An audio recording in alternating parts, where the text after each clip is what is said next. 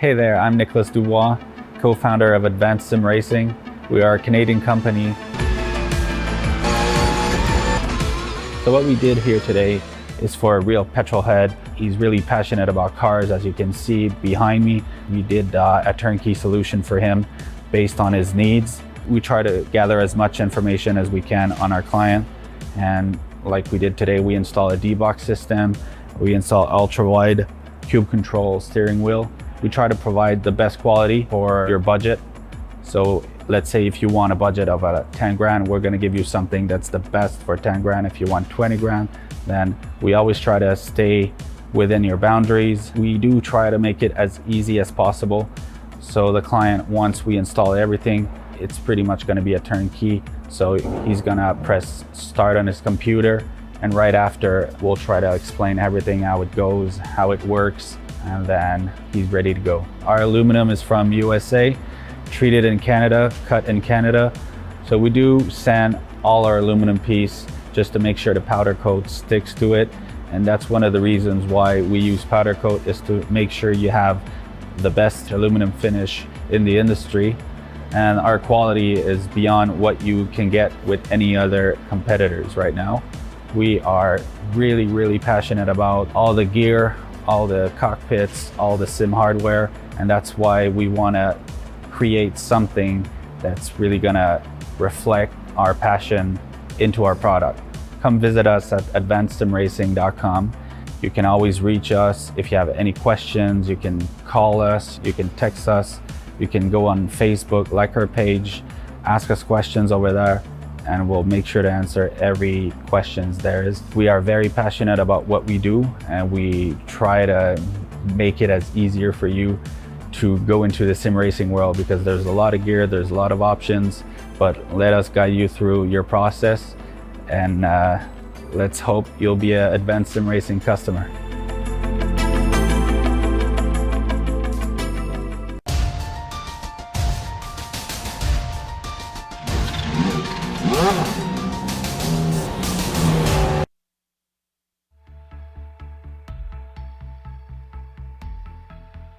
Holly's near miss at the end of last season had to have been frustrating, but the multi-time champion has kicked things off on the right foot by claiming victory at Pocono.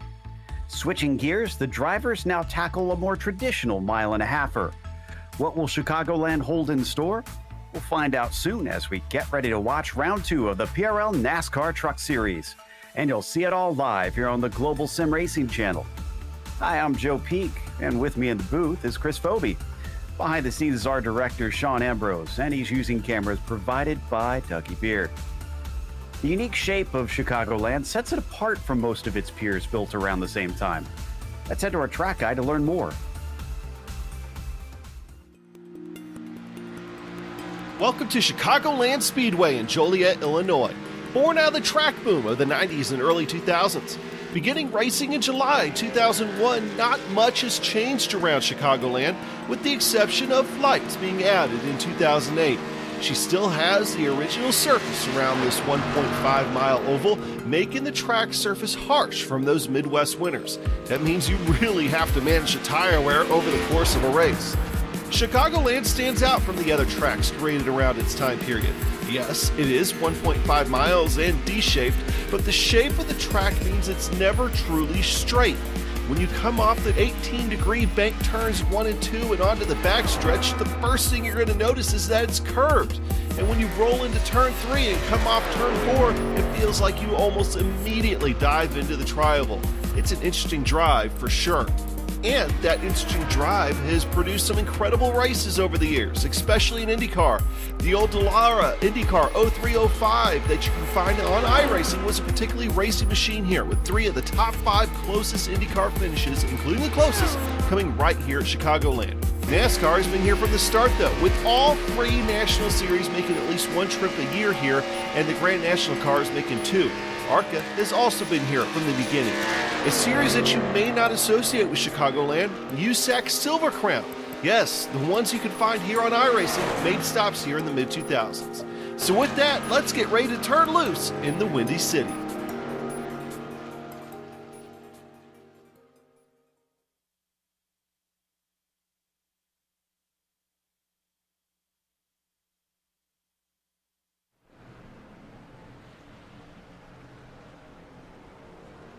Well, Chris, we always talk about Darlington as having an egg shape, but this is a track that, to me, much more resembles an actual egg. You're right, and unfortunately, like Burger King and the Jumbo sandwich, unfortunately, I don't think we appreciated Chicagoland until it was off the NASCAR schedule. This is probably one of the more exciting mile-and-a-half tracks that we have on offer here at the iRacing service. The curved back straightaway means you take a lot of speed off into turn number 3, and really you carry a lot of speed around here in general, but it's also that aged Midwestern surface that's been through some rough winters, so tire management's going to be at a premium, especially with limited sets.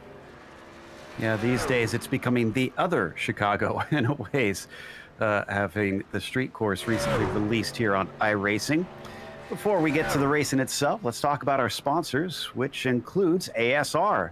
Owned and operated by passionate SimRacers, Advanced SimRacing designs and builds the sturdiest and most durable aluminum profile racing simulation cockpits available in the market today. Visit them at advancedsimracing.com. This race also sponsored by RaceLab. RaceLab helps you to improve your driving skills with modern overlays, race statistics, and native VR integration. You can get the best out of iRacing. Start using it now for free at racelab.app. Today's broadcast is also proudly sponsored by ButtKicker.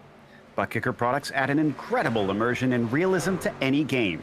Feel every nuance and truly put yourself in the driver's seat. Check them out at thebuttkicker.com. Today's event is also brought to you by SimMSA. Simulation Motorsports Affinity provides many consulting services, from completely customizing simulators to managing teams, individual drivers, and complete events. They're working hard to bring everyone together at one place to support and promote sim racing internationally. Find out how you can bridge the gap between virtual and real motorsports at SIMMSA.net. And finally, the PRL NASCAR Truck Series is also brought to you by NinjaTrader. Ready to compete against the financial markets? Supporting over 60,000 users across the globe, NinjaTrader provides award-winning trading software and brokerage services. NinjaTrader is always free to use for advanced charting, backtesting, and trade simulation. Visit ninjatrader.com to get started with a risk-free trading simulator and start tracking your performance. Let's take a look at the championship, because up at the top of it, Bradley Holly leads the way by about 4 points. Where things narrow up considerably, a single point between Cervantes, St. Conquer, and Lane from second down to fifth. As we've seen in many seasons, it tends to stay pretty tight all the way to the end of the 10-round season. What about the team's championship after one race? Well, that's kicked off with a pretty tight battle so far after the first round. Just 8 markers between the Overdrive Racing Whataback crew and the Back Row Racing Whataback team. Private label Team Hype coming in just 6 points back from there in third. Then Team LR a little bit further back in 27 points back in fourth, and Rescue Graphics hanging on to the back of the top 5. Now, for today's race, we have an 85-lap event that the drivers will cycle around here at the track, but they also have no spare trucks. So if they get damaged, they're going to have to come down to pit lane and get it repaired if they want to be completely back up to speed. It's also a fixed setup series, so they don't have to worry about trying to find anything in that sense. Drivers just have to hop in the truck and try and go fast. It's 24 incident limit though, so they have to keep it clean or else they'll be disqualified. And they will only have 4 sets of tires for the entirety of the race. That'll include the one that they start on. So they've got essentially 3 pit stops if they take tires every time. We've got about 3 minutes left here in the warm-up session, and that is the fastest man in the warm-up currently, Elliott White. For a brief while, we lost Daniel Knight to a connection issue, but he appears to have come back. He's our second quickest. This man, though, had our attention. Rodriguez, who we had on screen for a moment there, Chris. His iRating and his speed has raised a few eyebrows. That's a very fair point. Really, this season, we've seen a huge influx of talent to this series, which is definitely grown in prestige here in the last couple of years. And Rodriguez, you can see on your screen now, has been very quick. And when he comes into this race with a iRating over 5,000, which is enough to put Vegeta on edge, that's for sure.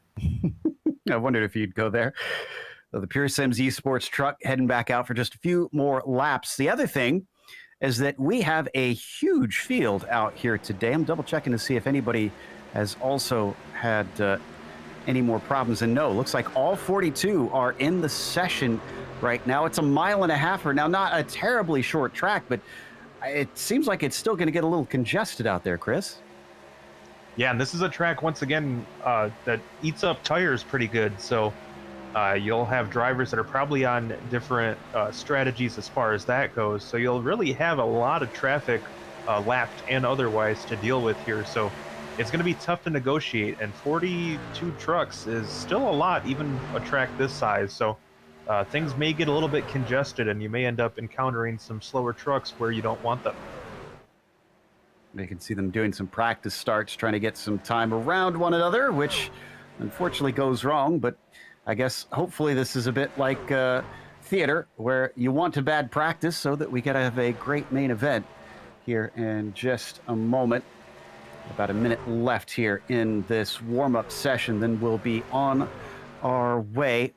Now, one of the most recent drivers to join has been an interesting story. We'll see if he gets out on track in time to practice. Danny Cervantes has been getting some pretty good results in the 2 Oval Series recently, both the trucks and the Cup cars. I'm curious, at what point does he make that leap and get himself a victory? If he keeps up this pace from where he was at the end of last season and one race into this season, I definitely think it's just a matter of time.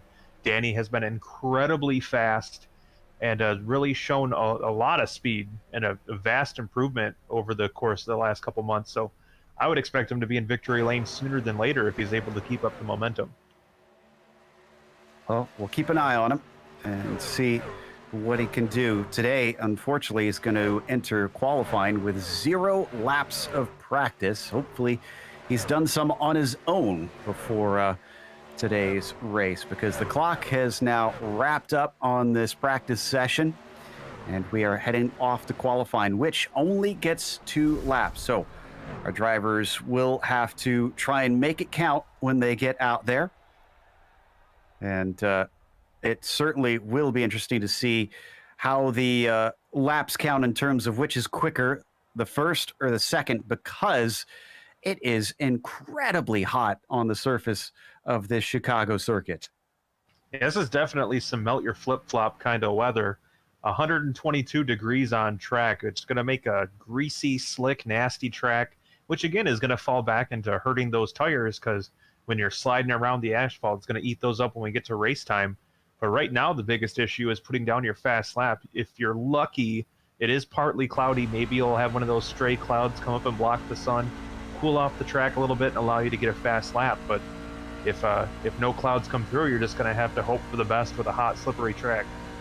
Qualifying clouds, as they like to call them sometimes, as Joao Guerras are first in line, coming around to try and set a time. He's on his flyer now, hugging that low line there through 1 and 2, letting it drift all the way up and too high. He is going to hit the outside wall, so this lap won't count for him, and the next one isn't going to be too hot either, I imagine. Yeah, this is my expert opinion, but hitting the wall does tend to hurt your top speed. I think Traver now will be our first to set a time in that case. The 28 crosses with a 31.7, and he's immediately beaten by a number of drivers. Young, Bittner, Kuhl, Durr have all taken quicker times, and a few more sliding in. Daniel Knight now has the provisional pole. Daniel was very quick in practice, so not surprised to see him up at the top of the charts. And then Jake Blackhall decides to put his name on the charts. Good enough for 6th position right now. And a lot of them are out there wheeling around. Colton Lane takes that 6th position away. It's still Blackhall and Daniel Knight on the front row. Knight improves to a 31.3, but it's not good enough for pole. Doug Evans in there, Josh Daniels as well. Blackhall's second lap, not faster. Evans on the outside of the front row by 0.02 of a second. Looks like Daniels already taken his 2. Knight as well. Is there anybody that could maybe overtake them? Well, we are still yet to see an appearance from Bradley Holly, who definitely. Oh, Rodriguez. Well, there we go. We talked about him in the warm-up. Super high I rating and looked really quick in practice, and he backs it up. Rodriguez to the top. Wow. Okay, so Holly's just on the warm-up lane right now. I see Kalen, who was quick in the practice, taking to the track as we look at Colton Lane sitting in second. His second lap getting him on the front row, 8 thousandths ahead of Blackhall. Jim Westerfield coming down. Looks like he will slot in with a 31.3, so improves his time. And you know, I was noticing we still don't have a time from our quickest driver in qualifying, Elliott White. Hawk went mildly faster, up to 20th in his second lap. This is Nick Hunter. He puts down a 31.852. That'll unfortunately send him all the way to 27th. So now we look at Mark Kalen. His first time lap is a 31.7. He was much faster than that in the warm-up. I hope that's not as best as he can do here. And Elliott White hits P2 as Thomas Sink out there third on the charts right now. Josh Conker coming down, our defending champion, a 31.6. So that'll be his first lap time. Conker a little far down. So we look at Bradley Holly, 32nd, and a different paint scheme. First time in a while for that one. Second lap is a 31.216. That's better. That is third place. Adam Shane coming down there, Joe, and looks like a 31.3 for him, so he'll keep his first lap time. I think we got a few that we won't see that have not taken out there yet. Sumner up to ninth. Not bad for the Tropicana truck. Cervantes, his second lap, a 31.402. That puts him into 22nd. That does not look like what we're used to seeing recently from him. And Zemke, a 31.3. That's 12th for him.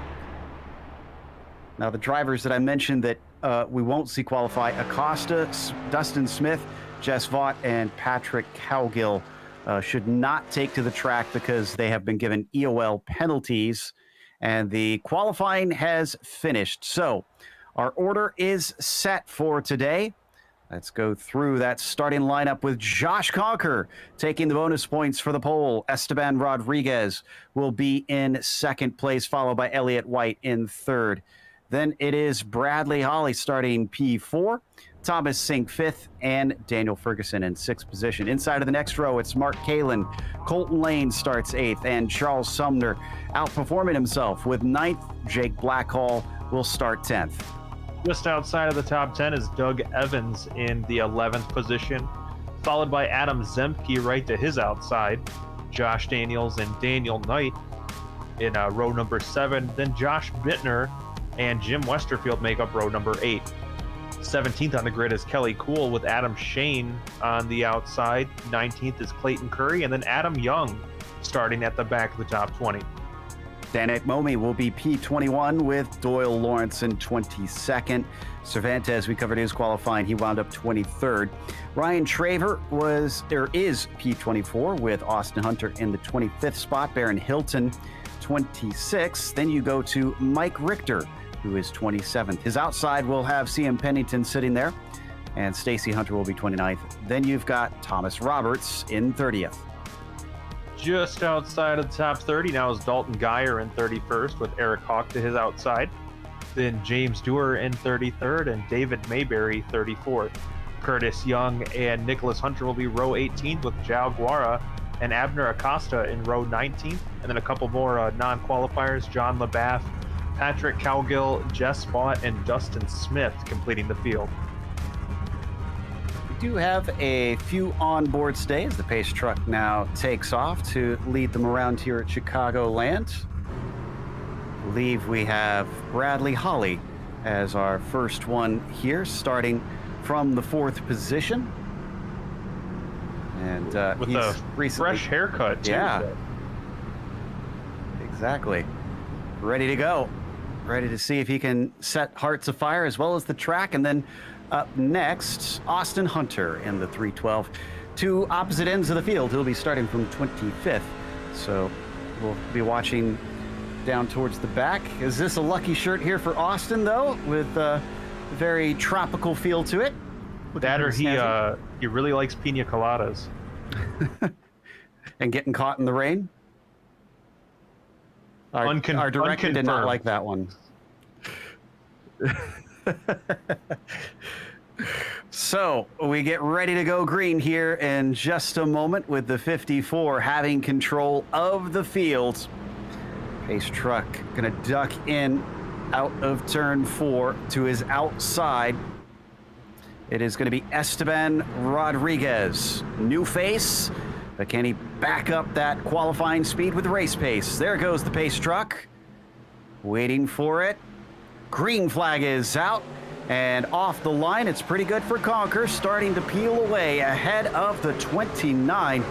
Behind them, everybody just slowly ticking up to speed, and it's pretty calm down into 1. Nope, I've been proved wrong. We have a caution immediately. Hawk and Hunter, Nick Hunter, both off the track. Well, if we had a field the size that we normally did last season, it would have been all clear through 1 and 2. Unfortunately, we're probably looking at about 15 more trucks than we ran at the end of last season, and chaos breaking loose already. Guerra also involved in that one a little bit. He got knocked to the inside, but managed to keep it going. But it looks like the 109 and the 22 go to the back of the field with that little coming together.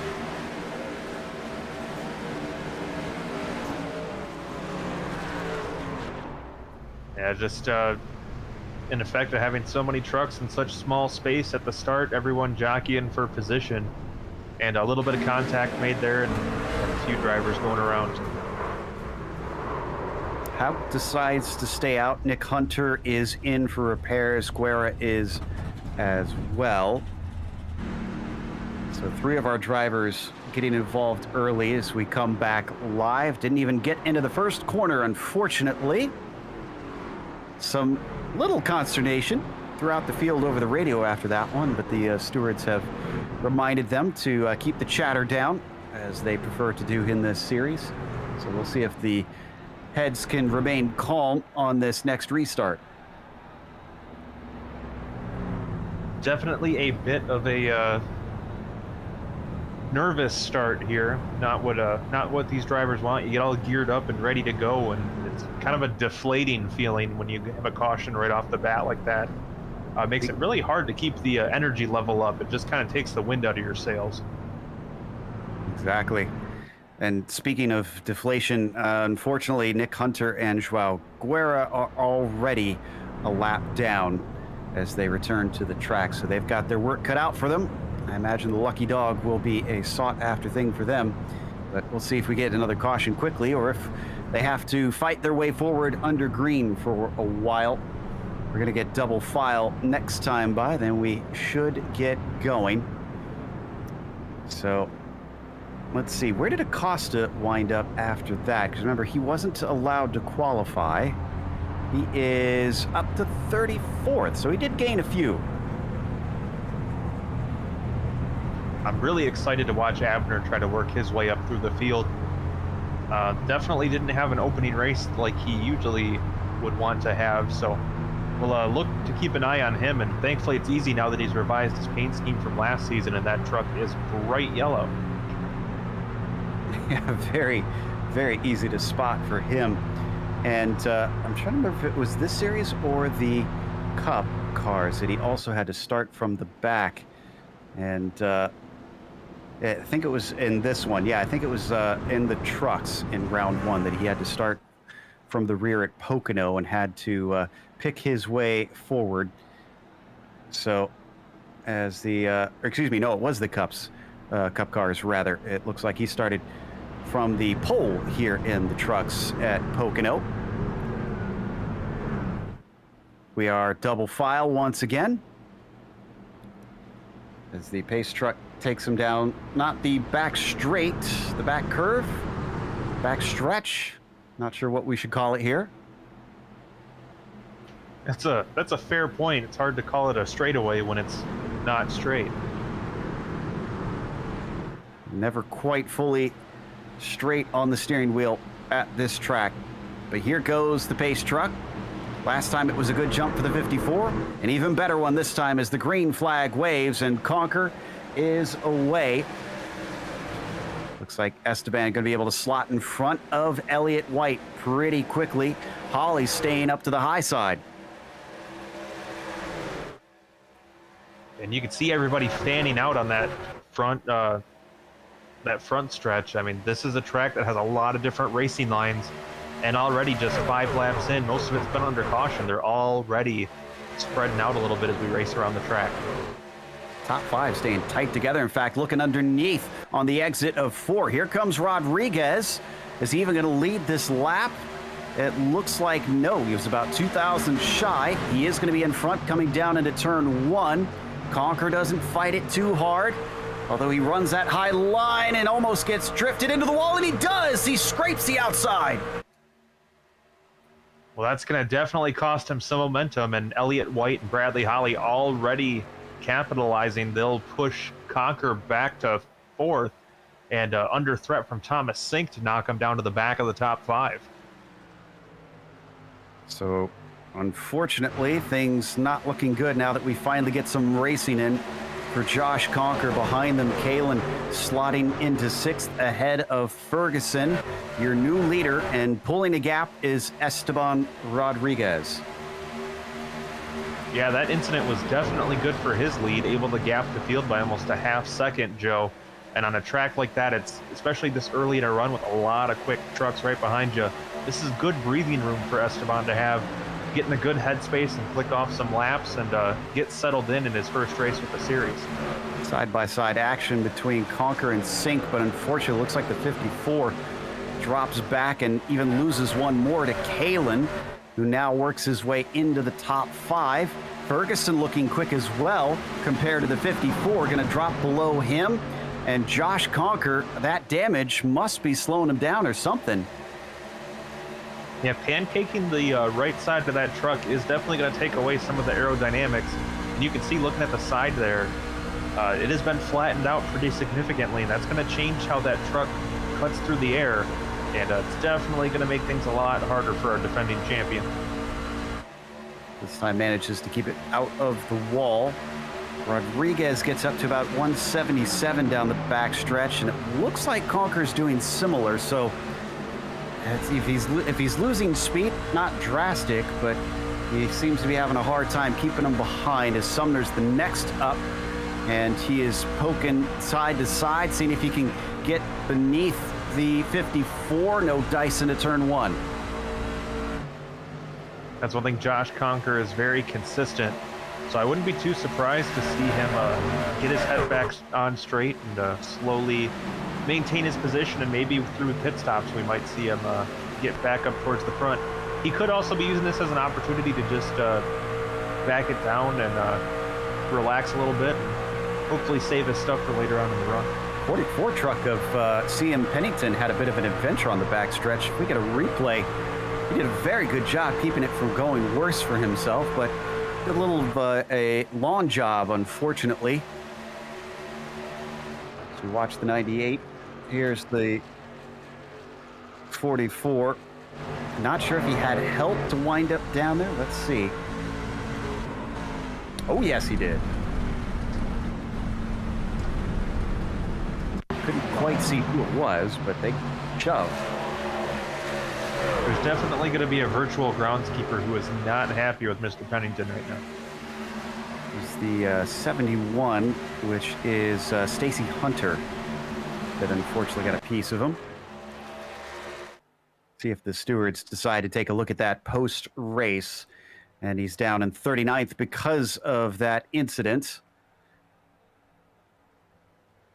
Looking at Elliott and Sink fighting for 3rd place, along with Kalen. 3-truck fight here for the last step on the podium. Yeah, this is a lot of really big names from this series are hanging out at the top of the field today, Joe.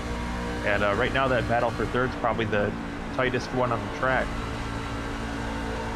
It really is, and it's maybe a car length between White and Sink right now. they cross the line to start lap 14. Still, the 48 does not try and show his nose down to the bottom, not close enough for an overlap. Rides about a lane up through 1 and 2. 27 drifts in front of him. Still not able to try and get anything to attack at this stage, but certainly following, as you mentioned, very closely behind. Thomas Sink really doing a good job biding his time right now. He doesn't seem to be pushing the issue, but he's also not allowing the 27 of white to get too far away. And you can see a pretty aggressive line there by Bradley Holly up ahead, all the way down to the grass on the apron on the front stretch there. So some varying lines that we're seeing around this track developing pretty early on. Yeah, quite a hornet's nest farther back in the field if you look at Momi in 23rd. In fact, this involves Abner Acosta, who we've been watching and up into the wall. That's Curtis Young, who just scraped it and got sucked into it.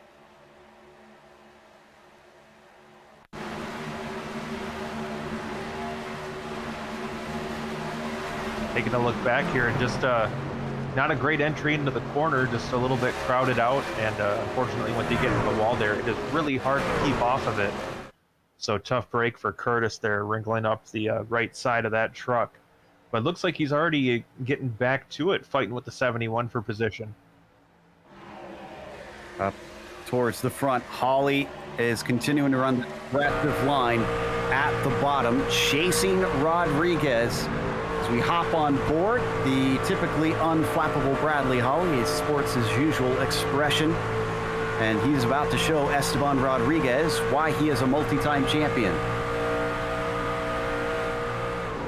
You can see ice water going through those veins, Joe, just absolutely unplussed, and eyes on the prize there, just laser focused. And you can tell when Holly decides to step it up, he's a driver that runs in second place until he decides that he can make the move. And now that he's starting to put pressure on Rodriguez, Rodriguez is actually stepping up in kind. So it looks like we may have a battle on our hands here in this opening stage of this race. Yeah, it's keeping him at arm's length for sure. Makes me wonder if he's got any fin in him. They're always such calm drivers as well, despite their speed. As they come off of 4, this time we now look back from the tailgate of Rodriguez. 184 just loves that bottom side all the way down to the grass. Yeah, he is making use of every inch of that apron, that's for sure. Is there much danger of the truck getting unsettled when it makes that transition? It really depends on how you get on and off of the apron. There's parts where the banking seems to even out a little bit more, and that seems like a better spot to make the transition, at least from my experience. And you can see, like, when Bradley gets down there, it's towards the flatter part of that apron when it kind of flattens out towards the center, and then eases back up as that flatness kind of fades away and it rolls back into the banking. If you time that wrong, you can really upset the truck and end up shooting yourself off into the wall or spinning down into the infield, depending on which way you're going. I've seen one of the drivers up into the wall, and that is the 54. By the way, I think we can pretty definitively say that Conker is suffering from a lack of pace. He's down to 13th position and just been passed by truck after truck.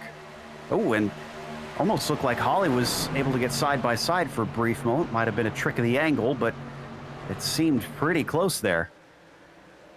And Elliott White also looks like he's stepping up his game a little bit and sticking his nose into the mix as well. Sure, Elliott would love to try and make it a 3-truck battle. As we ride on board with the 27. Ooh, great exit.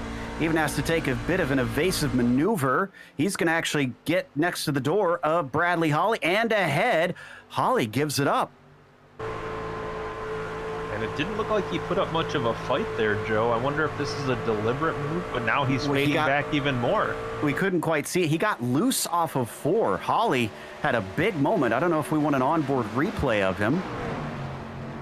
We'll stay live for the time being as they come off turn 4. Let's see if he'll have it sorted out this time. Yeah, that looked a lot better.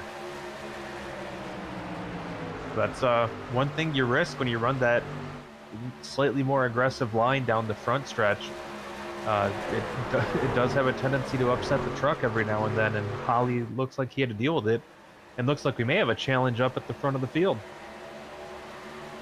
So without Holly in front of White, he's already run down Rodriguez and put himself within about half a car length. As they come off the corner, drifts it all the way up to the edge. Both of them using down to the final centimeter. He's got him in his sights. The question is now, can he actually pass him? That's the $1 million question there. It was a dead heat in qualifying just about between Rodriguez and Conker, but before that in practice, Elliott White was quickest. He's showed a lot of pace here today, and it looks like he's going to challenge again as we head off into turn number 3. Oh, and Daniel Knight has also found himself in the grass after he smacked the outside wall. I don't think we'll have time to go look at it, but we stay with the battle with the leaders. There's the 17 slowly getting back up to pace.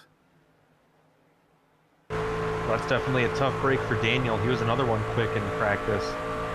But we have a battle that is definitely heating up here with Elliott White looking all over the track, trying to find a little bit of extra room to make that pass. On the bottom, just a lane below the 29. Still, he's getting close, but not close enough. Ever since that first caution, we have been green all the way till now. And these two tires are probably starting to feel it a little bit. And that's a smart move by Rodriguez to leave the bottom open. If Elliott White wants to pass him, he's going to have to challenge low, and that's going to put a little bit of extra use on those tires, trying to turn it all the way down to that white line.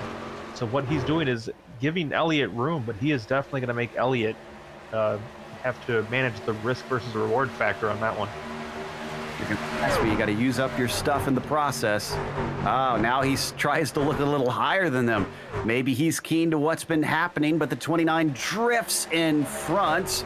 27 goes low anyways. Better speed off the corner as they plunge down into turn 3 for the lead. Elliott White is going to take the bottom side as the 27 drifts a little bit too high, has to get out of it. It's still not completely done. Esteban Rodriguez is not going to lead this lap. It'll be Elliott White, but they remain door to door into turn 1. Seems like a drag race at this point, Joe. They are dead even, it looks like. Oh, and Elliott gets all kinds of loose on the bottom. That's going to allow the 29 to pull ahead. But that pinched line just isn't working if you stick to it too long. And what's amazing is that Holly has not caught up to them in this. I would have thought with that side-by-side racing, we'd see the 184 start to gun them down. Yeah, if anything, he's unfortunately had to go on the defense himself with Thomas Sink on the tailgate. At 48 there, you can see in the black and green. As he chases him onto the back stretch one more time. Wonder if we'll see anybody try to take a bit of an early stop, or are we all waiting for that caution to fly? Well, I am wondering if maybe everybody took the same feeling that I did after that first caution right off the bat. I really expected to see us spending more time under the yellow in the opening stages of this race, but these drivers may still be playing the long game, hoping that caution comes out. Got a number of drivers rocking up to the tailgate of the 60. Colton Lane in 6th place is leading Ferguson, Sumner, and Blackhall. The Blackhall is the lone non-North American racing here today, coming from Australia. And the Aussie is currently trying to see if he can pry the 8th position away from the 98. He probably really appreciated that Yumbo comment earlier. As they once again fly through these corners. Nobody able to get an overlap. In fact, Sumner is closing on Ferguson, though. Gets himself within about 1/10 of a second. Shows his nose in the mirrors, but he's going to have to wait until a little bit later. There's not enough straightaway there.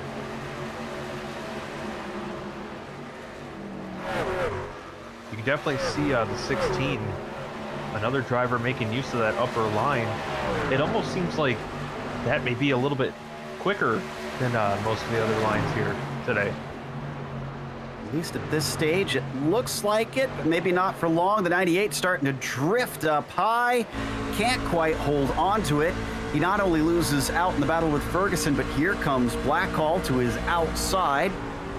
Is he going to pinch him down? No, he'll give him plenty of space. And he could use this momentum to seal the deal. Indeed, he does.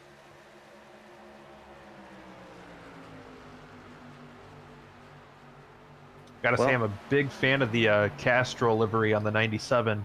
Reminds me of the old John Force 20 cars. Nice. As he's even going to overtake the 16 as well. The Aussie is on the move. And this has all been happening on a cooling track, we should mention. It was 122 earlier. Well, it's already down to 112.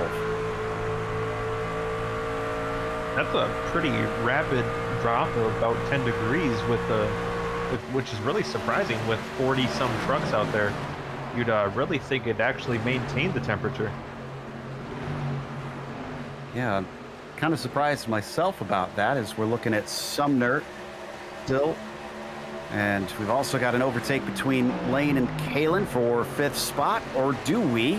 Colton on the attack, Kalen on the defense, but not a successful one, as Colton will slip into the top 5.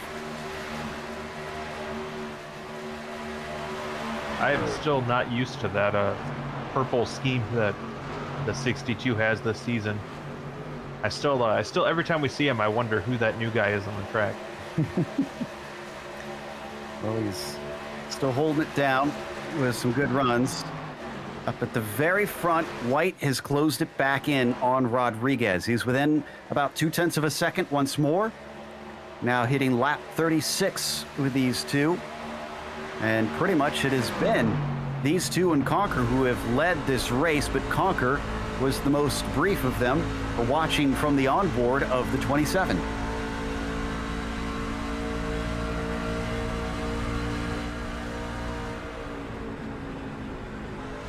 All that clear track in front of them. And the lap traffic still has a long ways to go before they get to it, but the way they've been running under green, starting to think eventually they are going to catch the tail, and then that'll certainly change the dynamic of this race. I agree completely. Once these drivers catch up to lap traffic, it is going to be a game changer with how they negotiate the lap trucks. Probably going to want the high line the way it's been racing these recent 10 laps or so. So we have to wonder, will the slower cars know to stick to the bottom?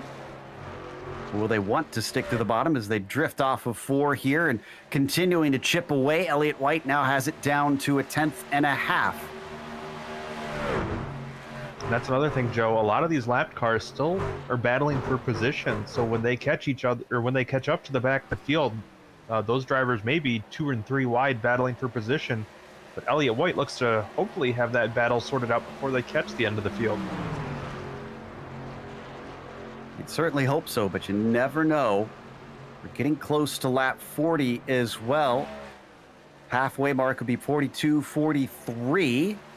So if drivers wanted to split it up evenly, you'd expect that we start to see some soon. Getting right up to that rear bumper, and then White goes high over Rodriguez. Doesn't pay dividends, but he'll get some speed shooting off the corner. He lifts.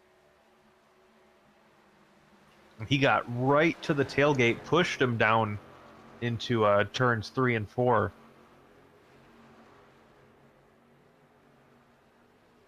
This is all happening about a second ahead of Bradley Holly, who we're not really seeing a whole lot of on screen. Just a bit too far away, but to give you that reference, he is back there. And then we've got the fight for 6. Blackhall now at the front of this train. Oh, and Kalen just hit the wall hard coming off of 2. Everybody able to duck low and get around him, but unfortunately the purple 62 is going to be suffering after that one. And if you take a look, Joe, he actually hit the wall twice. You see there, he bounced off and then ended up ricocheting back into it. So a bit of a double tap on the back wall there. And in front of him looks like Westerfield's going to overtake Sumner for 7th place, or will he? The 98 is going to fight back on the high side. The orange and green able to outshoot the 35 off the corner. He's going to remain high as they plunge into 3 and 4. Can he shut the door after this one? Oh, we got a caution. Looks like Clayton Curry involved. Curry and I think John LaBaff. Ooh, it was a big hit on the backstretch. Oh no, and Stacy Hunter will get involved late if we stay on the 911 after the initial contact here. Looked like just got loose there, the 82, and then watch this.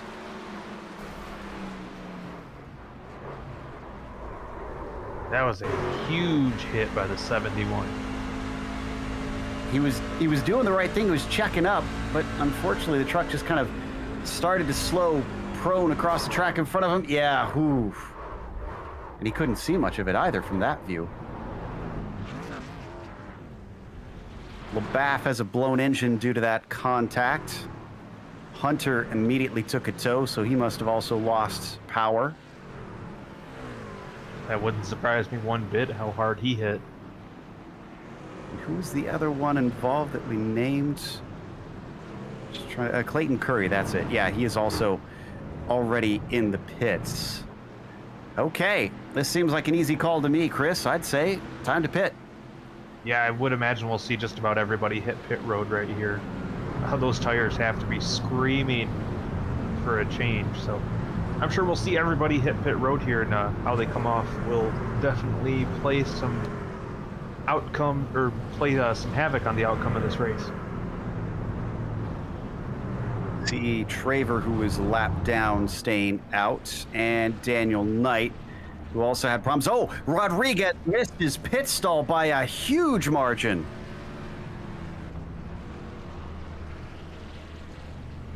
Conker finally is able to come in and try and get some repairs made on that truck. So coming off then, it's going to be Bradley Hawley, who is ahead of Elliott White. A quicker stop than the 27 means that he will be our new leader. Yeah, Holly almost a second quicker down the pit lane. Actually, over a second quicker than Elliott White down the pit lane, Joe. Wow. So Holly was on it on this one. Sink comes out in third. Rodriguez, with his missing his pit stall, gives him 4th place. So it's a bit of a loss. Not too bad. I thought he would lose way more than that, if I'm honest. Yeah, he definitely did his best to minimize the damage there. At least it didn't happen under green for him. There you see the 29 truck. We still have 35 trucks, 35 trucks on the lead lap currently. Austin Hunter, the last of them.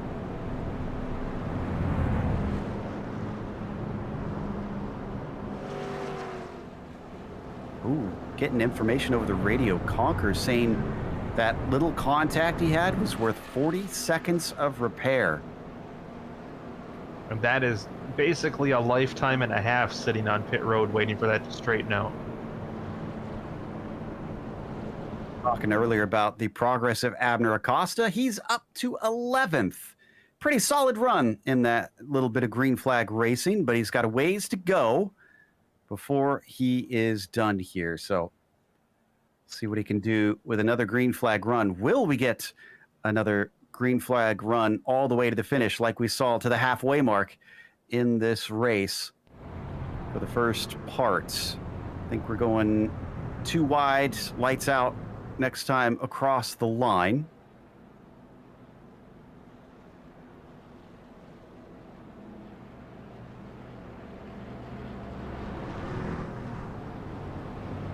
So Bradley Hawley faring pretty well as we expected in this race. Cervantes second in the points. He's climbed up to P14 after a bit of lack of practice put him on the back foot. Sink third in the points. Well, he's third on the track as well. Not too bad for him. And then poor Josh Conker, because of that extra repairs that he had to do, has sent him down to 28th. You got to wonder, maybe the 54 used up all his luck last season and is hitting a bit of a sophomore slump here in the series with some rough luck in this race. Yeah. I mean, fourth place, not bad on the first round. That would certainly jive with the results that he tended to get last season.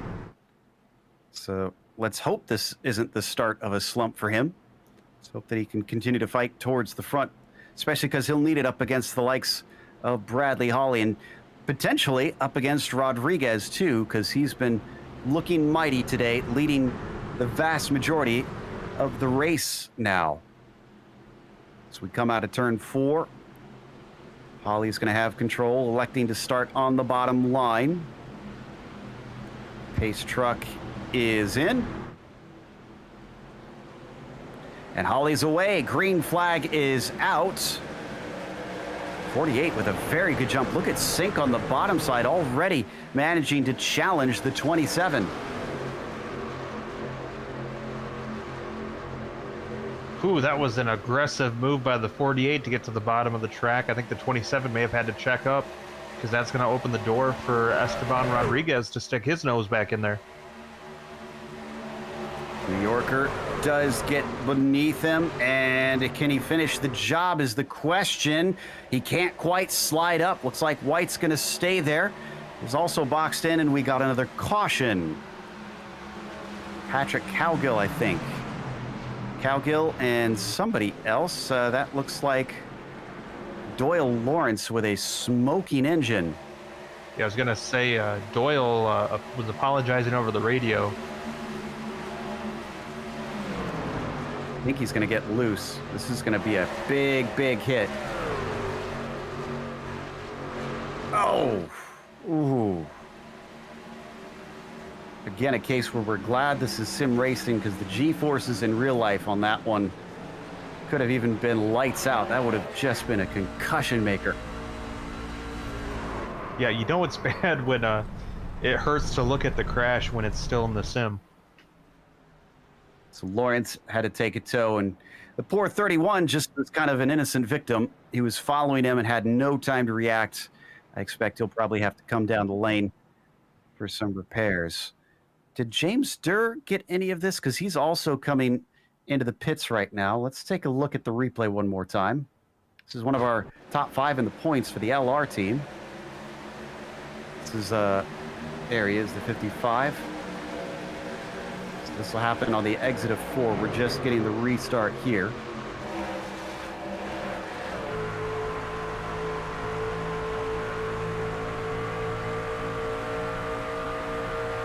Got an open lane here on the backstretch. It's looking good right now. He's probably feeling pretty good about this restart, and then suddenly, oh, ooh. That might have been more than a little part of it, Joe. Yeah, I think that counts as a good 40% or so. not just a 10% contact. Well then, as we come back live, Hawley continues to lead ahead of Sink now, who managed to overtake there early. So did Rodriguez. White, restarting in second, suddenly finds himself in 4th. And really, it was just a small moment there. It seemed like the 27 had to check up when the 48, a Sink, made a fairly aggressive, basically shut the door right in the 27's face. And the 27 had to check up and unfortunately broke the momentum and allowed the 29 to get by as well.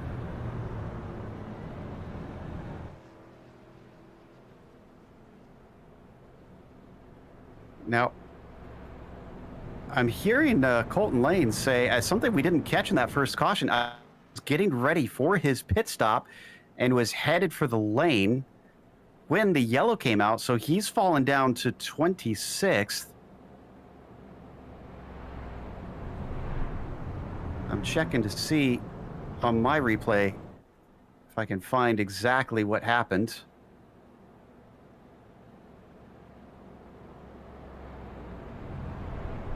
Not finding it quite on mine yet, so we'll have to look into that a little later to see what he's talking about. In the meantime, lights are still on, but the drivers are ready to go double file. Did Abner make up any more spots in the little bit of racing that we've had? Acosta up to 11th now. I think we said he was in 12th before, so only one, I want to say. Yeah, I believe he was. No, I think 11th was where he was before the last caution. Okay, so none, 0. Yeah, he's at least maintained. It's better than losing.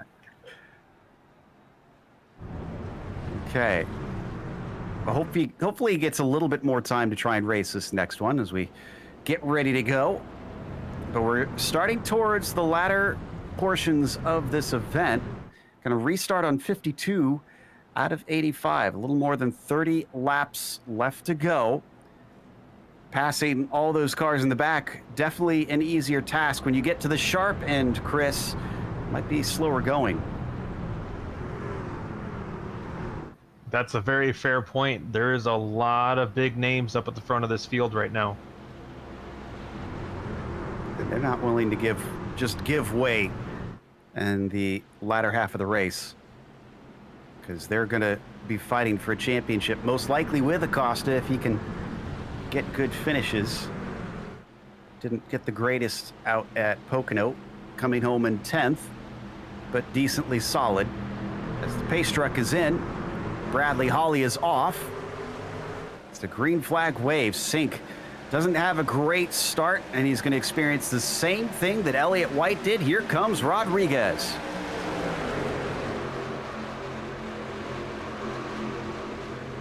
Holding the bottom over the 48. And looks like we've got some cloud cover over the track too, Joe. That's gonna be a bit of a game changer for these drivers at this point in the race. Track temperature continuing to drop now as Esteban gets to the tailgate on the 184 of Holly. He is right there. But Holly's going to cover him off. He's just clear and manages to trot across the 180, the 29 rather. Sink sending it into turn 1, tries to carry his speed, but it doesn't seem to quite work. 29 once again, also going to try and slingshot off the corner. Pokes his nose to the inside. Can he actually get the overlap this time? Yes, he can. Side by side for the lead. Holly doesn't fight it too hard. Highline has been working pretty good lately. Doesn't work as well this time, though. Don't look now, Joe. We have Jim Westerfield up in the top 5 out of nowhere, and Charles Sumner's knocking on the door as well. From 16th for the 35 truck. Still wheel to wheel for P1. Holly starting to come back at it. Is Rodriguez feeling it, pinching that truck down at the bottom, unable to keep the tires from overheating as they fly through 3 and 4 now. Once again, Holly starts to fall back, and then he comes back forward. Well, as the kids would say, Rodriguez has no chill here in this part of the race. Just absolutely going after it, trying to make the 184 race as hard as he possibly can to maintain his lead. Side by side as well behind them, as it looks like Holly might finally have successfully defended. Yeah, the 29 gives up the ghost on it. Now it's between the 48 and the 35. On the bottom, Westerfield having great pace compared to what he could do in qualifying. Whereas Sink started from 5th, he's up 2 spots on the podium. He likes that fast entry. So now our top 4 trucks just about nose to tail heading down the backstretch here at Chicagoland. Yeah, and they've got themselves a bit of a gap down to White. What is going on with the 27? He's been struggling ever since the last pit stop. Can't seem to hang with the leaders. And you can see a little bit of side-by-side racing behind them as well. That is Sumner on the top side of Evans. I seem to recall Elliott White having the same issue last week at Pocono, Joe. towards the middle of the race, it seems like he fell off quite a bit.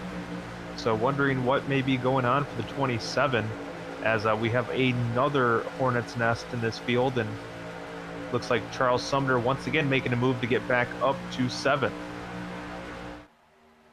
It tries to get underneath Evans, but it doesn't stick. That's Bittner behind him on the high side in the 84. In fact, the 84 is going to have a huge head of steam and try and carry it down the backstretch.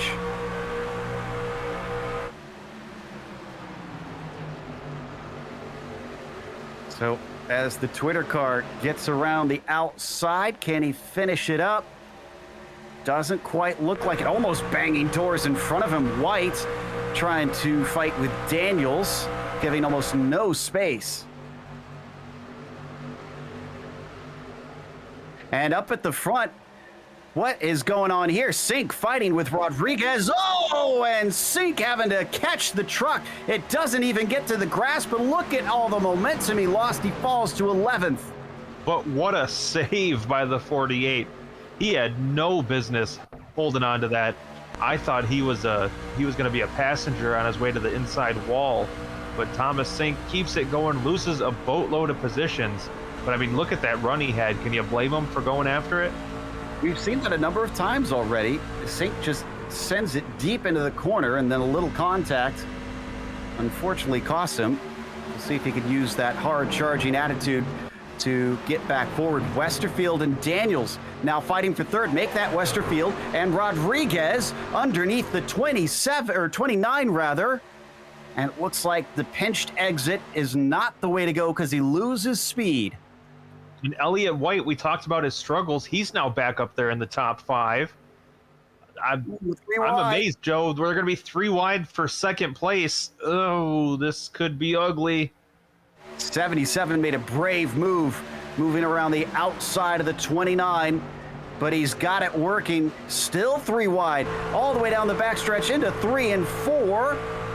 He's working on it. He's got a nose ahead. Here comes Elliott White, giving a tiny shove, trying to give the hurry up to Josh Daniels, thinking the two of them can maybe get forward to challenge Bradley Holly. But Rodriguez is making him work for it. He gets a nose underneath the 184 as well. Boxes in Josh Daniels down the backstretch and coming into the corner up on the high side. Are we going to go 3 wide for the lead maybe? Well, Josh Daniels has shown he's not scared. That's for sure. We'll see what the driver of the 77 wants to do. Is now Elliott White closes back in on him for the final podium position. And now they're back up another 3-4 truck battle for the lead, Joe. This race has completely stepped up in intensity here in the last 10 laps. Rodriguez managed to get a nose ahead of Holly through 1 and 2, and then the truck dropped back. Does he get in line? No. He decides to continue to run the low side as Josh Daniels, a lane up, seems to like to run the long way around. He's being attacked by the 27 of Elliott White as well for third. Well, you can see a nice little cat and mouse game still going on between the 184 and the 29. Looks like they're settling down a little bit now at this point in the run. Maybe give the tires a chance to cool off before they go back to battle. But you got to wonder, those two are fighting really intensely for a while, Joe. Could we see another driver from back towards maybe the latter half of the top 10 sneak up there and get back in the mix? We could, but you have to wonder whether or not it's going to be Abner Acosta, because he's only made up 1 position and has been swapping back and forth between 11th and 10th, actually.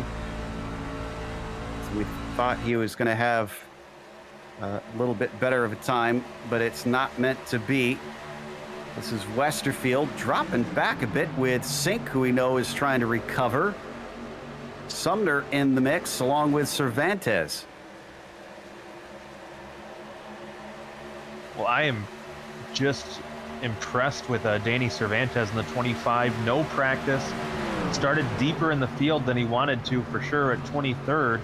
And once again, showing that new gear that he's been able to pull into here recently. And he's driven up into the top 10, running 7th right now. And at this point, Joe, I don't think a top 5's out of the question. Bit of a chop there from the 84. Twitter car says, "Don't at me," and Cervantes had to back out. Here comes Charles Sumner up to his outside, trying to take advantage of it, and thought he was going to get a push from Sink, but Sink decides to run low. So is that like the racing equivalent of a subtweet? I suppose so, as nearly banging doors between the 48 and the 98, and there goes Cervantes back up high, opens the door for Thomas Sink. He's not going to be invited twice. He immediately charges into the opening. Will they bring along Abner Acosta as well? Way down low for the 48. We got to think Thomas Sink is racing with a chip on his shoulder at this point.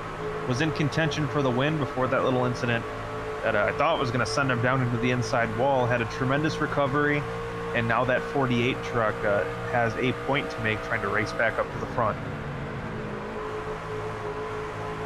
And thinks about it on Cervantes, who once again denies him. But Cervantes is in his own fight. He might not even be watching the mirrors. He's got to look out. Oh, contact between the 25 and the 84, but they keep it together. Down into turn one, Cervantes tries low.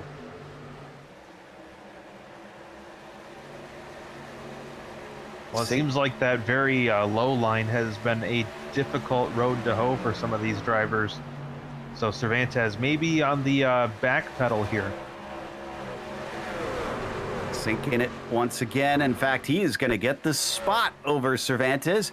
And Acosta up to ninth, looking for 8th position.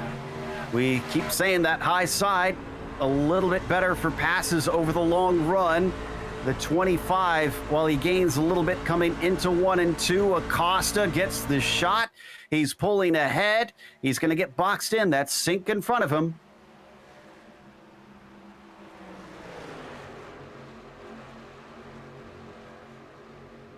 Well, Acosta seems to be stepping up again here towards the end, Joe.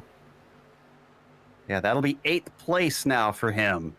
Finally getting something done up there, but he's running out of time if he wants a win, let alone maybe a top 5. I think that's possible. Podium might be a little bit more tough for him.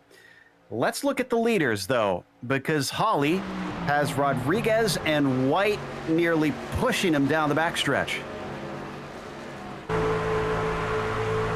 Well, the laps are winding down, and these drivers both looking to make a move. The 29 now running that line Holly preferred down near the grass, pulls back up onto the racing surface, and will now have a slight advantage on entry into the corner, but that momentum has really been a difference maker on the outside.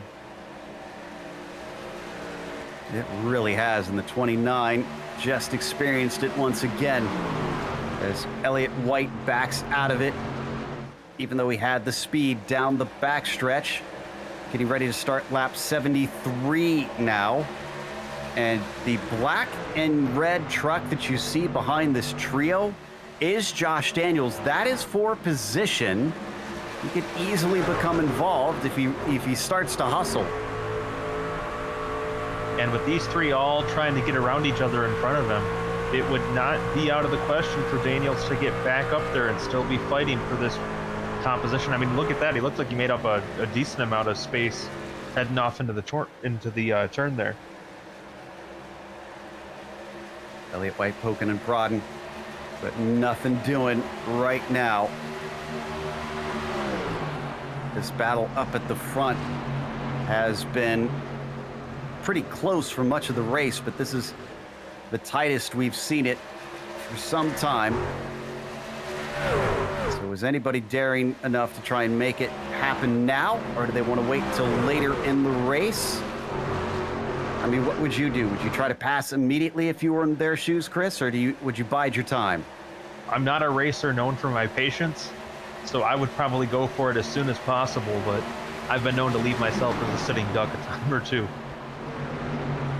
So far, none of them taking it right now, so maybe they're thinking a little bit like you about how they could be vulnerable at the end, but then you have to remember, we only have one green-white checkers in this series, so they could finish under yellow If they get a bunch of them late, they're going to go past the lap truck of, looks like Cowgill, just kind of limping around.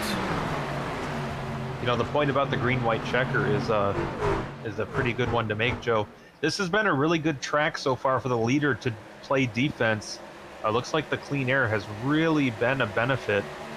So it probably isn't a bad idea to try to stay out in front, because if you get that green-white checker, it looks like being out front is a huge advantage.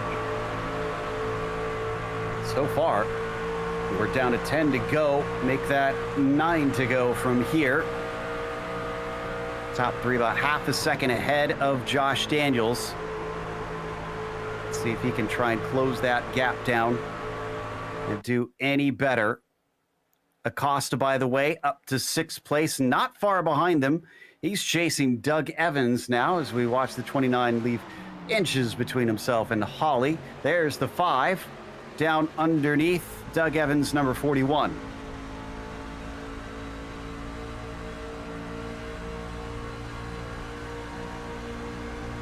He's going to take a peek as we head up towards turn 1. Oh, no, Rodriguez has a nose ahead.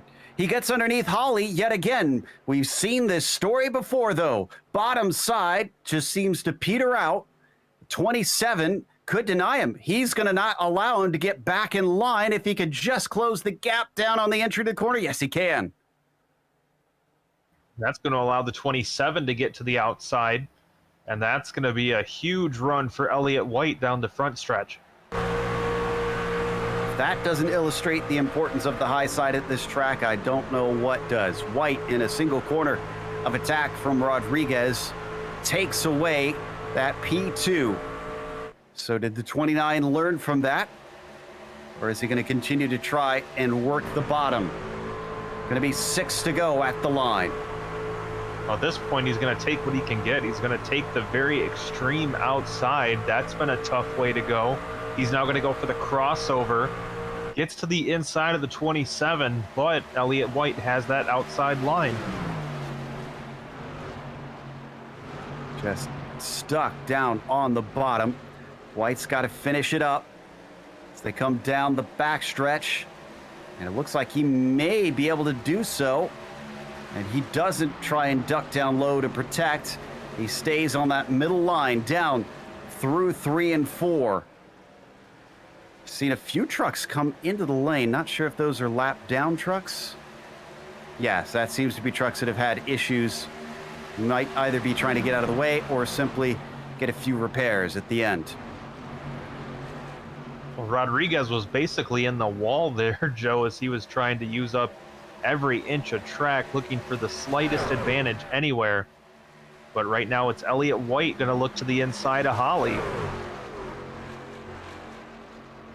As they come down through the front stretch with 5 to go.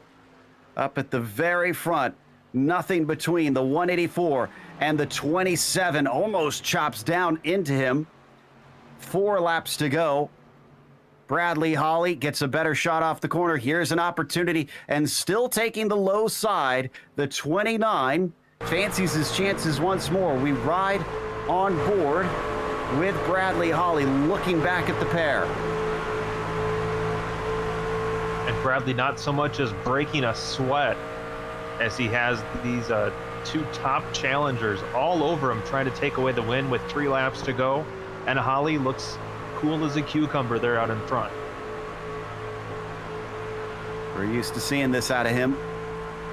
Will we see another celebration in a few laps' time? Will he make it back-to-back to start the season as they fly into 3 and 4?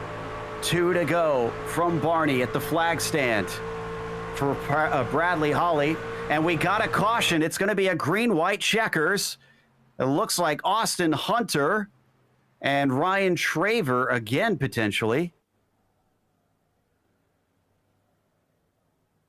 Yeah, it looks like Traver going to make contact with Austin Hunter. And a few others involved. The 33 of Vaught here. Yeah, that's Vaughn getting hit and having to go down to the bottom. Everybody scatters. Someone's spinning there. That's Austin Hunter. And Nick Hunter has to make a great escape in the 109. We want an onboard. There he goes way up to the high side in the blue and black and just finds enough of a gap. I feel like that's one of those it's better to be lucky situations. No doubt about that. So funny story about this sort of thing happening as we watch the slow-mo. Great job by the rescue graphics driver. Kelly Cool last race got a wag of the finger from the stewards for not lifting coming into one of the wrecks at Pocono. So he wasn't penalized, but he was given a warning not to do that again, as they want to encourage people to try and be safe coming up to cautions so that they don't become worse. Speaking of which, if we want this to become better at the end, we're going to hope for a fully green flag lap. Then they get the white flag and they can't get the caution from there. But if they do, we will officially finish under yellow. Well, I don't know if my heart can take much more of this. I sure am glad they only have one attempt at a green-white checker, because if we had to do this again, I think I might have to go lie down first. Well, we're not going back to a retry. It'll finish under yellow if they wind up with it. So let's see. I think we'll need at least one more time around before we get the one to go from Barney. We have lost a few drivers along the way. Guerra has retired. Geyer as well. Clayton Curry has been sitting in the pits for a half an hour, with Doyle Lawrence and James Durr also back in the garage and done. But there's a few taking, I guess, tires, damage repaired, maybe, fuel. See Traver in there. That's got to be damage repair for him.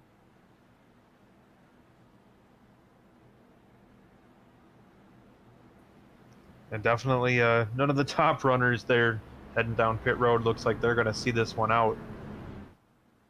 And how about Abner Acosta, Joe? 38th up to 4th with the field re-racked here. You got to wonder if things take a little bit of a turn. He could have a chance to win this after starting almost last. You have to wonder. He's not the only one that has moved his way forward. We talked about Danny Cervantes not getting any practice in. The 25 is up from 23rd spot into 7th place. Less likely for a win, but even still, the top 10 certainly looks to be on the cards for him. And then another good one. How about Adam Young? We so often don't get to really talk about the good stuff that he's done on track. He's notoriously bad with luck here in the Truck Series, but the 21 car has improved from 20th to 11th. Yeah, sometimes you gotta wonder if maybe Adam owns a black cat or possibly shatters mirrors recreationally or something, the way his luck is in this series. Maybe his attic has like a crawl space with a ladder and he's always having to walk underneath it. I don't know. Well, hopefully he's exercised the curse today. Crossing fingers for him. We'll see. We are double file, getting ready to go green this time by. Will it finish under green, or will it be ended prematurely? And who will be able to remain ahead in these laps? Rodriguez has been on the charge a few times, hitting the bottom, unable to pass fully.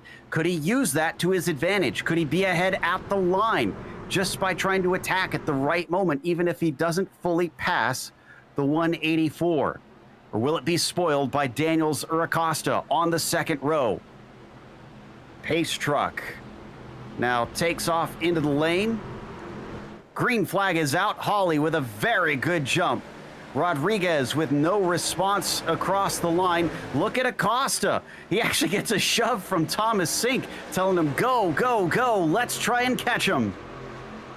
Thomas Sink in a bit of a recovery drive himself. Acosta up into the podium positions. You got to think his tongue's just about hanging out of his mouth here after having to charge up through the field, but he may have a shot at it still with 2 laps to go. What a recovery it's been. A few hundred more feet. We're going green to the end. Here we go across the line. Bradley Holly takes the white flag as we watch him on board looking from his tailgate. It says go further, but he only has to go 1 lap further to take a second victory in a row. Rodriguez behind him. Is he going to try and get the shot off of turn 2? He's got a little bit of momentum, but not anything significant. Can he get the overlap? Can he get to the inside down in 3 and 4? The answer is no. Bradley Holly coming around and to the line is going to make it back-to-back wins at the start of the season. What a lucky shirt indeed. Are we going to get a celebration? No, he is just going to stay as calm as ever, taking his way across the line. And that is going to take us to a quick break here on the Global Sim Racing channel. The 184 will get a chance to burn it down, but we'll be back with the unofficial results as well as driver interviews, so stick around.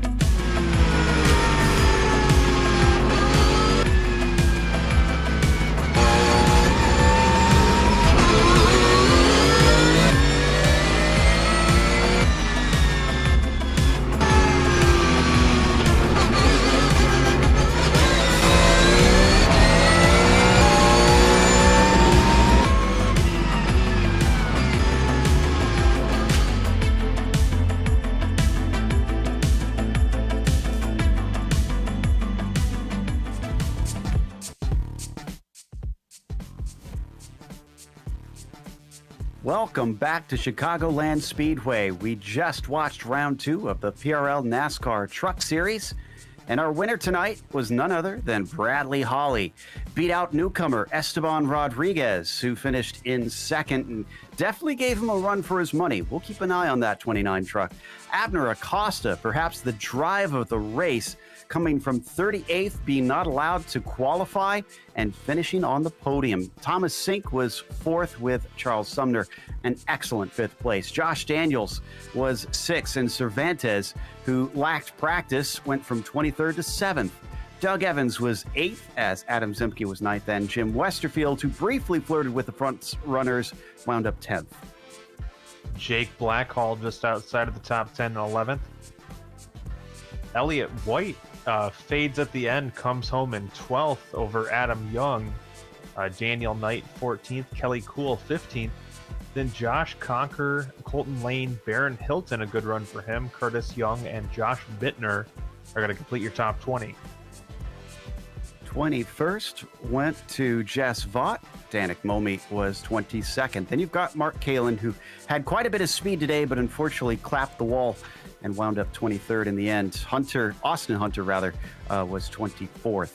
You got Dustin Smith, P25, with Hawk in 26th, Shane 27th, and Ferguson in P28. David Mayberry finished 29th. CM Pennington had a wild ride early on, wound up 30th, with Nick Hunter 31st and Patrick Cowgill last on the lead lap, impressively, with all his woes, in 32nd. Then you've got Richter and Traver, 33 and 34, one lap down. Everybody from there on down had pretty bad days, unfortunately. But with a very good day for himself, Bradley Holly takes the win. Brad, you had a little bit of nervous moments there at the end when the caution came out with 2 to go. What was going through your head at that stage? Was this a big groan from you? Not really. With the way you can get good restarts here, I felt like if I got a 2/10 gap or something like that, I knew he'd be able to get to my my bumper. But if I stayed high, I knew I had him covered at that point in the race. He had some good runs on me early on, and I was luckily able to fight him off. And indeed, you did, all the way to the finish. Back-to-back wins here at the start.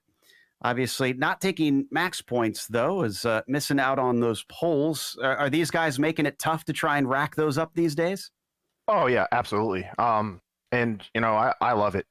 It makes it more fun, more challenging, and that's why I race. Is I love challenges and trying to figure out what do I got to do to be up front to get a win and beat some of these guys that are really good drivers.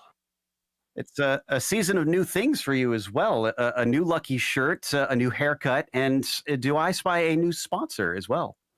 Yeah, the sponsor is actually a company I recently started, and just trying to build it up right now. And hopefully in a couple of years, I'm building a lot of houses and being successful.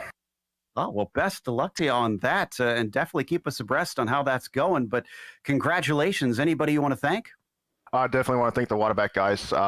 We work hard every week trying to figure out what we need to do to be up front and be competitive. I'd like to thank you guys for broadcasting us week in and week out, and PRL and all the PRL sponsors for allowing us to have this league and allowing us to have a lot of fun.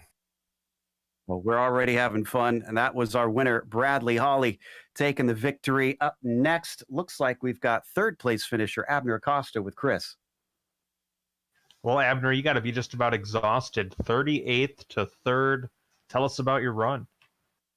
Hey, good evening, guys. Yeah, a lot of cars to pass, especially on this track. When somebody kind of takes your lane, it's very uncomfortable to pass, and I just try to save my stuff up throughout the whole race and just get to the front. Unfortunately, I needed maybe 10 more laps to get there, maybe, but I'm very happy with a third finish for sure. Yeah, that's one thing I wanted to mention was this track is not the easiest to pass on. So how do you push it to get to the front, but still not use your stuff up so you have something left at the end of a run? Yeah, preferably, usually you want to pass on the outside, just because somebody, if they're on the outside, they can just hold you off even if you're way faster than them. So I just took it pretty easy on the first 15, 20 laps, and just people started falling off, and it was still very difficult to pass. And just, it's kind of like choosing the right lane too when you have people in front of you fighting for position. Sometimes I went on the inside, and then the guy on the inside wouldn't make the pass, so I would just fall back. So it's kind of just saving your tires and choosing the right lanes, and I did pretty good at it. So yeah, I'm very happy. Now we kind of go to a wild card next week with Knoxville. What are your thoughts on heading back to the dirt? Definitely not very excited about it. I don't even know if I have that track. I'm pretty sure I don't. So I guess I'll see what I can do. It's been pretty busy for me overall. I have today a 3-week newborn, so I've been like my practice has been off. So definitely not as prepared, but I know my speed is still there. I just gotta like iron out a couple of things and just try to practice as much as I can. Well, congratulations on the newborn, and anyone you'd like to thank to help make this race possible for you. Yeah, I want to thank everybody at Private Label, Team Hype, and all the sponsors, Tomahawk, Neonism, and everybody that helps out every week practicing and just giving input. Kai, Josh, Richard, and all the guys. Thank you. All right. Well, congratulations on a great run, and hopefully we'll be talking to you next week. Back to you, Joe. That takes us to our 4th place finisher who gave us plenty of excitement today, and that was Thomas Sink. Now, Thomas, one thing we kept noticing as you enjoyed being very aggressive on the entry to the corners, it seemed like everybody else was slowing up and you were still speeding up on your way into the banking. Yeah, I was driving with a little aggression and wanted to make sure you guys were entertained up there. Well, we definitely were entertained, and you were mixing it up quite a bit. But at one point, you had to kind of work your way back forward. You got shoved to the side and almost spun into the grass. How did you manage to save that? We'll go back to last week. Luck. I don't know what that man was thinking up there. He hit me, and it went to the inside, and I guess I panicked and tried to keep the wheel straight as possible, and tried to at least get it straightened out because I didn't want to go through the grass and have an incident like I did at iRacing where I went through the grass and came up the banking. Now we've got a new face in the form of Esteban Rodriguez. Looks like he's going to be another threat for victories if he keeps coming back this season. Did you know anything about him, or is this your first time running into the 29? Yeah, I've never raced with him before. I don't know who he is. He's not putting out a pretty good example. Like running like that, I think if he runs like that more often, I think he's going to have more run-ins and he'll have more issues. I wasn't tolerant of that. We'll see what happens moving forward, and hopefully it won't continue. There you go. A little bit of consternation out of the 48. That was Thomas Sink, who finished 4th today. And finally, we're going to talk to Charles Sumner, who was right behind him. Chris has caught up with Charles. Well, Charles, a pretty good run for you today. You got to be pretty happy to bring it home 5th. Hey, with the competition in this league, man, a top 5, that's a podium in my book. So I'm very happy with tonight's performance. Now, it seemed like anybody from about 4th to it seemed like 15th at one point had a shot at running towards the front. What do you credit being able to stay ahead and having the great finish today? Well, towards the end, I mean, during that second green flag run we had, I was strategically giving up a spot here and there when I could tuck behind somebody just trying to save tire.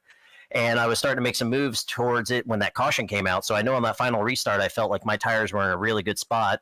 And then I just benefited from the bottom lane. It seemed like some tire spin happened, and I was able to get the jump and work the high side where I felt comfortable and brought her home. All right, Charles, who do you want to thank to help make this run possible for you? First and foremost, as always, GSRC. You guys make us feel like rock stars week in to week out. Shout out to Advanced SimRacing, ButtKicker, SimMSA, RaceLabs, Ninja Trader. Those 5 companies do awesome for the PRL and give us the opportunities that we have. Of course, Tropicana, got to give them a shout out. And lastly, a special shout out to my organizers who help me week in and week out. Brad Hawley, Nick Hunter, Mark Kalin, Adam Young. Those guys keep my head on straight and help me get all these fun races that you guys catch damn near every night on the PRL. Now, I got to say, the field is expanding, bringing in a whole lot of talent into this PRL Truck Series. What does the future hold for this tour?